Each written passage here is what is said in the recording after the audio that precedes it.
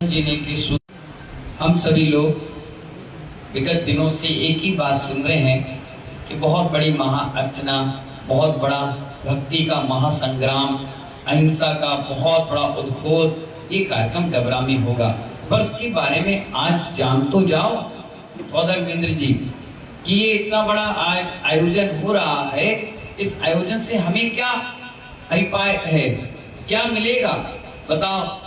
हमारे मैनपुरी वाले आ गए, हमारे दिल्ली वाले आ गए, इटावा से लोग आ गए, कर्नाटक से लोग आ गए।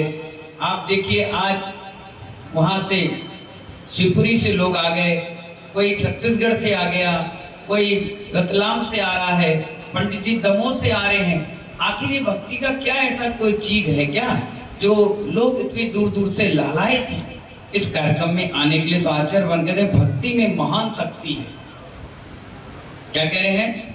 भक्ति में महान शक्ति है। छोटी सी भक्ति भी महान शक्ति देने वाली होती है। क्या देने वाली बात होती है? गिरोड़ से भी लोग आए हैं तो क्या क्या कह रहे थे? छोटी सी भक्ति महान शक्ति देने वाली होती है। ऐसा कोई आचार नहीं है जिन्होंने जिनेन्द्र भक्ति और जिनवाणी की भक्ति और गुरुओं की भक्तियों के लिए शास्त्रों में कोई लाइन ना लिखी हो। हर जगह आप पढ़ेंगे तो आपको खुद आश्चर्य लगेगा, इतनी भक्ति के रस से उन्होंने ग्रंथों को लिख दिया। जिंदगी समाप्त हो गई लेकिन भक्तों की भक्ति लिखना समाप्त नहीं हुई, आज तक नहीं समाप्त हुई। तो आचार्य भगवान कहते हैं जिन्होंने जिनेन्द्र भगवान की भक्ति में के बारे में कुछ लिखना ना हो ऐसा कोई शास्त्र नहीं है। जो रोज भगवान के दर्शन करते हैं उनका जीवन मंगलमय होता है।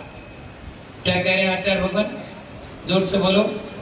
जो रोज दर्शन करते हैं उनका जीवन मंगलमय होता है, इसमें कोई संशय नहीं।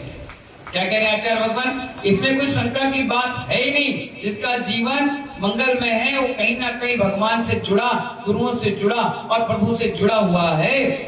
यदि आप लोग कहते हैं कि मंदिर जाने से काम हमारा बिगड़ने लग गया, नहीं। आचार्य भगवान इसमें बहुत अच्छी बात बता रहे हैं। जो प्रतिदिन मंदिर जाता है और भगवान का अभिषेक पूजन करता है उसका जीवन मंगलमय है, लेकिन शर्त उन्होंने रख दी आचरण भी मंगलमय होना चाहिए।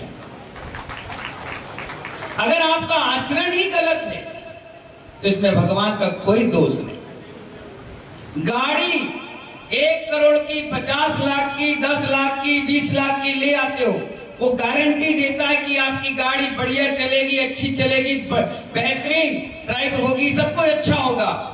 लेकिन अगर ड्राइवर शराब पीकर चलाएगा और एक्सीडेंट करेगा उसमें गाड़ी वाले का क्या दोष है? और आप क्या कहते हो? गाड़ी खराब। गाड़ी खराब नहीं है, गाड़ी चलाने वाला खराब। ए भगवान तुमने क्या कर दिया? भगवान क्या तुम्हारा क्या बिगाड़ेगा? जिसका अच्छा हुआ उसका अच्छा नहीं किया और जिसका बुरा हुआ उसका कभी बुरा भी नहीं किया। भगवान कभी किसी का अच्छा और बुरा नहीं करते महानुभाव, हमारे विचार अच्छा और बुरा करा देते हैं। क्या भाव दशा से तुम विधान, पूजा पाठ, अनुष्ठान कर रहे हो वो बताता है आपका भविष्य क्या होगा। आचार्य वन कहते हैं इसलिए खान पान रहन सहन सब अच्छा होना चाहिए। इसलिए महानुभाव अनेकांत की इस बात को समझो, एकांत को पकड़कर मत बैठो। आचार्य भगवान बहुत अच्छी बात यहाँ पर बता रहे हैं आप सभी के लिए कि सम्यक कर्मों का नाश करता है। क्या कह रहे हैं? सम्यक कर्मों का नाश करता है। 2 प्रकार का सम्यक दर्शन है। व्यवहार सम्यक दर्शन, देव साथ गुरु की उपासना करना।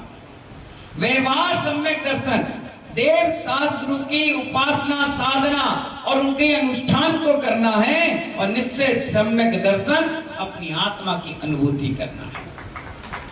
2 ही सम्यक दर्शन है, एक व्यवहार का है और एक निश्चय का है। जब तक व्यवहार में जी रहे हैं, सीढ़ियां चल रहे हैं, चलते चलिए, जिस दिन गंतव्य मिल जाएगा उसी दिन निश्चय हो जाएगा और आत्मा की अनुभूति हो जाएगी। आचार्य भगवान यहाँ अब आत्मा की अनुभूति किसको हुई और कैसे हुई? आत्मा की अनुभूति किसको हुई और कैसे हुई ये तो कोई सर्वज्ञ अवधि ज्ञानी ही बता सकता है। हम लोग कोई नहीं बता सकते, आन आदमी की बुद्धि ये कोई नहीं सुलझा सकता, ये तो अंतरंग का विषय है। इसलिए आचार्य कुंद देव ने सम्यक दृष्टि जीव के लिए रेण सार ग्रंथ में लिखा है, मिहिरो मंदकारम मरुदो मेहम महावड़म तद्दो बच्चों गिरी जहां वीण सिद्धिति सम्मम तहा कम्मम।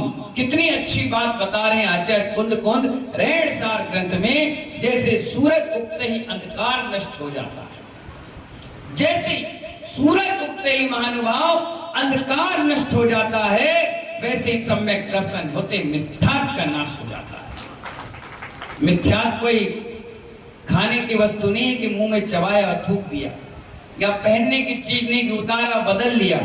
मिथ्यात्व अनादि काल से तुम्हारे साथ है। जिस दिन तुमने कहा मेरा शरीर है, उस दिन से मिथ्यात्व आरंभ हो गया। ये मेरी माँ है, मिथ्यात्व आरंभ हो गया।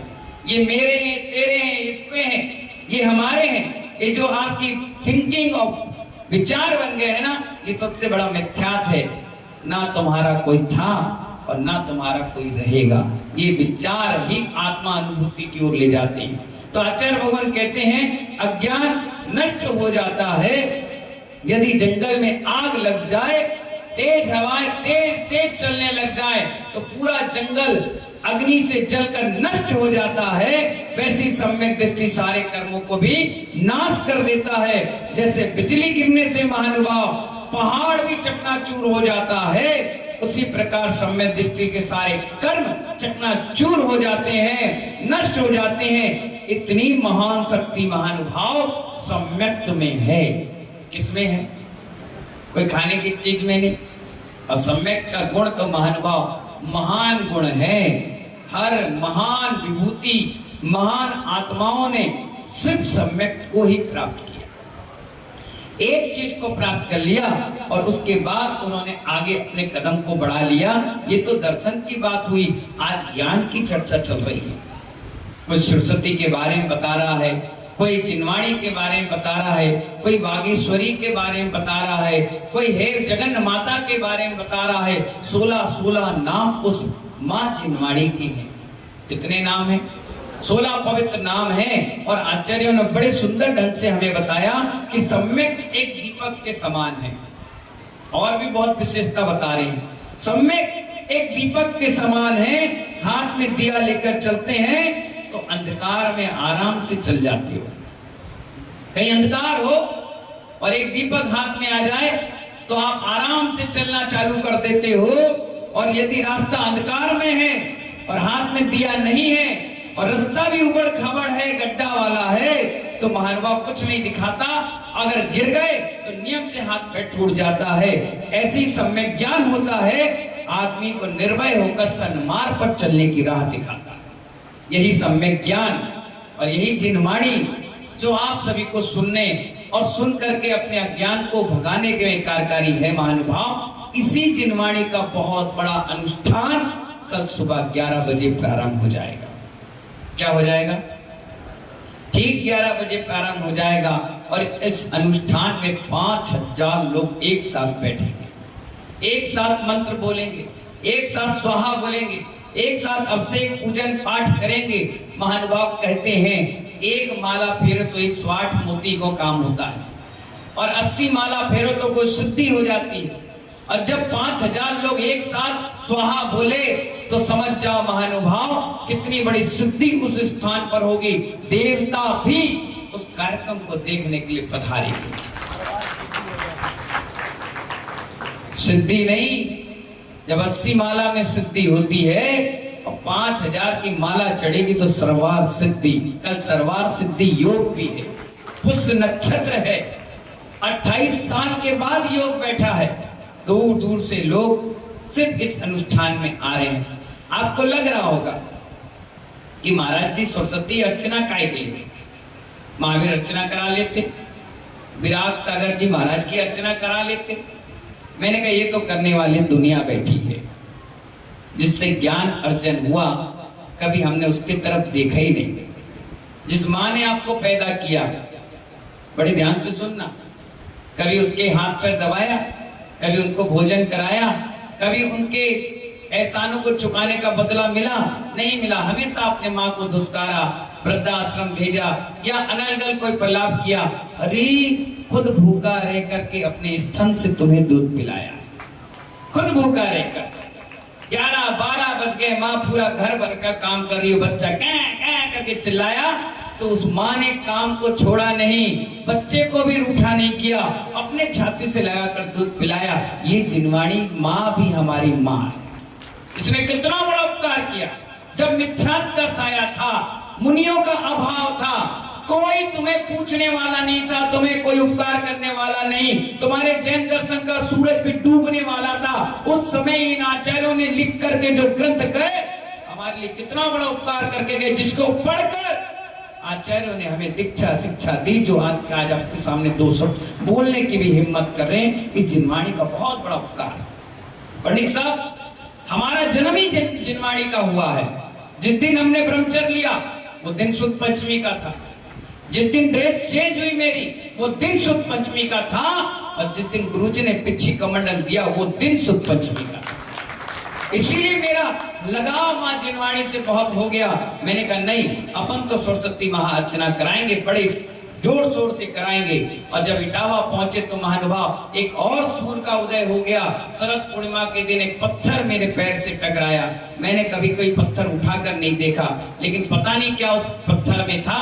जैसे ही मैंने उठाकर उसको पलटा कर देखा तो सरस्वती की प्रतिमा उसमें विराजमान।